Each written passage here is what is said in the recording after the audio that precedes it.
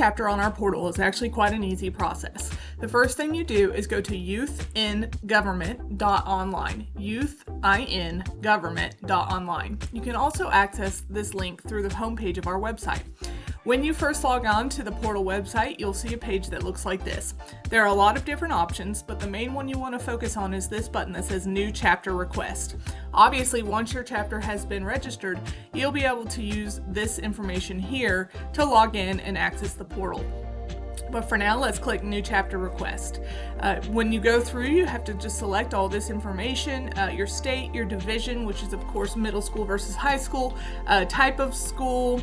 You can put your school name in here. You can put the school district in here, and then I'll just use our office address here as our address and go through this whole process to show you what it looks like when it's complete. So put in all that information. Here on the right, it'll ask for your chapter name.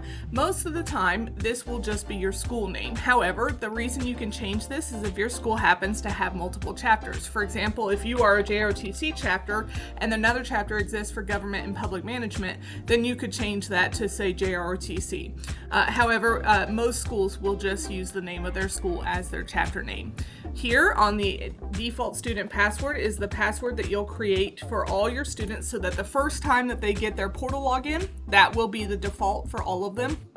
And then they will be prompted to change their password when they log in. I'm going to put our principal as Dr. Trammell and add him in here. You can click this box to transfer the address over from the left side to the right side in case you have a different address for your chapter. You can fill that in differently if you so desire, but in most cases that is not a different address. So you can transfer it over. Make sure you fill in all these boxes here, and then down here on this box here, it says, are you a current local advisor, or have you served as a local advisor with Engage previously? So this is a little bit of a tricky question. So what it's asking is not necessarily about your status as an advisor. What it's asking is if you have a login already. And the reason it's asking that, let's say that you transfer from one school to another and you're starting a new chapter, you say yes and then use those credentials, and it would transfer a lot of your information for you. In most cases, the answer here is going to be no. So then, of course, you fill in your information. I'm just going to put myself in here. It does ask for gender because of rooming. It'll save that information for rooming for us later. I'm going to use my personal email just so that we can process this since I already have an account. And then when you hit submit, you'll get a message that says, are you sure that you want to submit it? I will confirm. And you'll get this message that says you'll get a chapter request approval in the next few business days. We usually do process those pretty quickly, so you will find, usually within 1 or 2 business days, you'll get your confirmation, and then you can log into your chapter.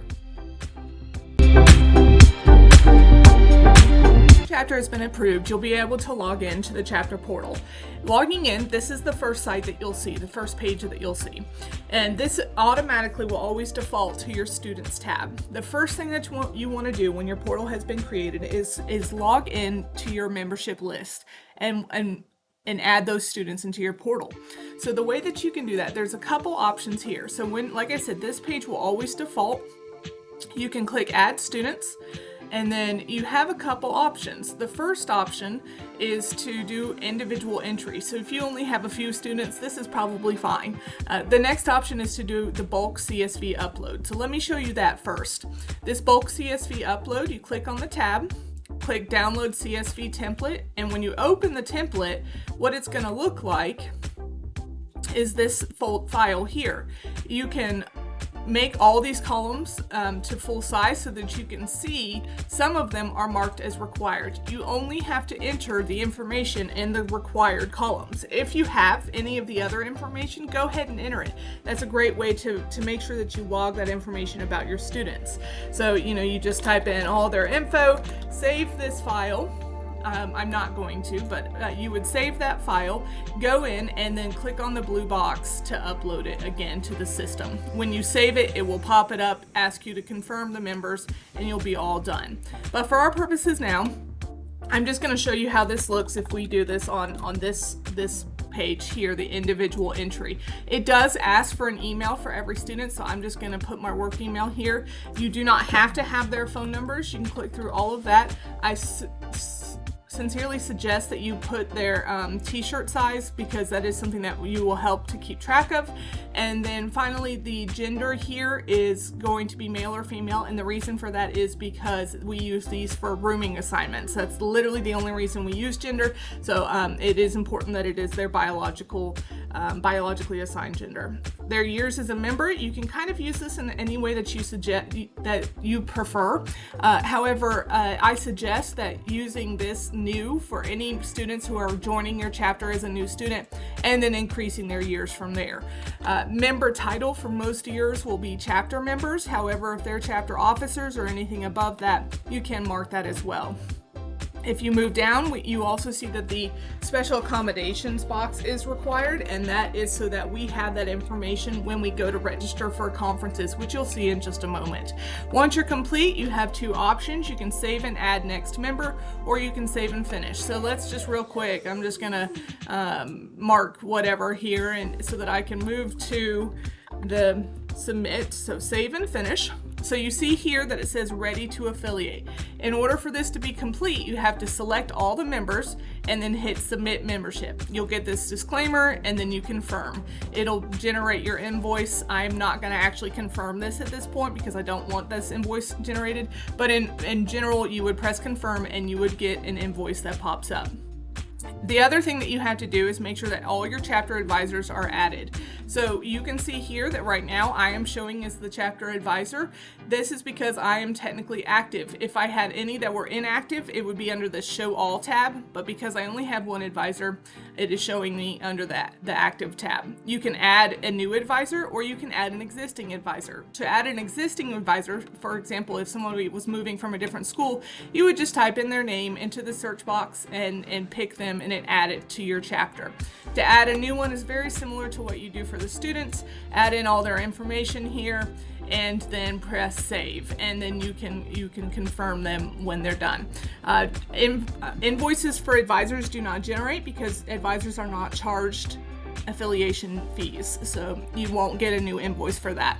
If you ever need to check your invoice history, that tab is here in the invoice history tab, and you can see all the invoices that are due to us and what their totals are and things of that nature. The great thing about this portal system is that once you've set it up at the beginning of the year, which takes a little bit more work, but you're going to be so much quicker throughout the year. The great thing is once you've completed your membership list each year, those students will follow you from year to year. So let's say this student that I've entered in this test portal is a freshman. So for 4 years, I won't have to enter that student again. It will follow my portal as it updates for each year. The only thing I'll have to do is add any new members. So this is great because it's going to track your membership and make conference registration very easy. So when you're on your homepage of your portal and you click on the conferences tab, you'll have the option of all your different conferences. Right now we just have Youth Assembly available.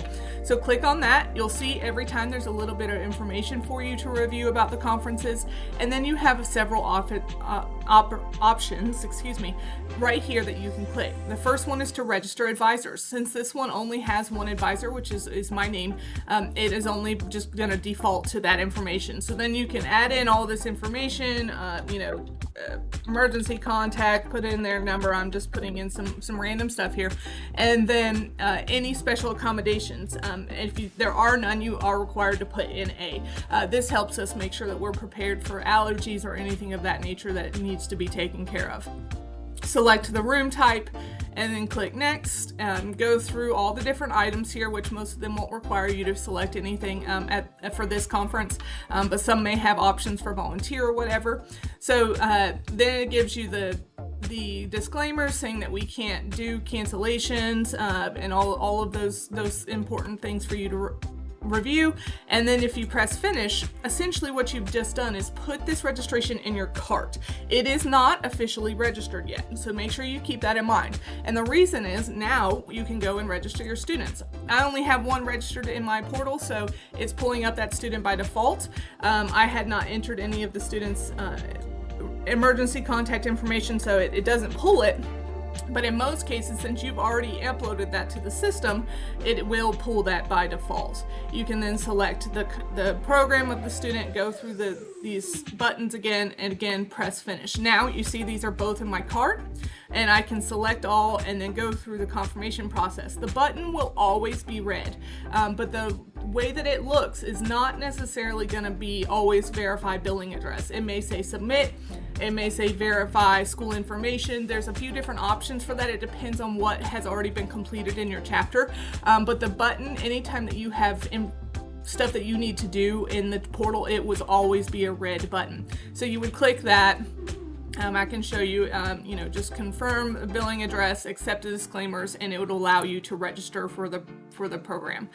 So that is how you register for conferences. It's a really easy, a really great system, and hopefully you'll find this easy to use.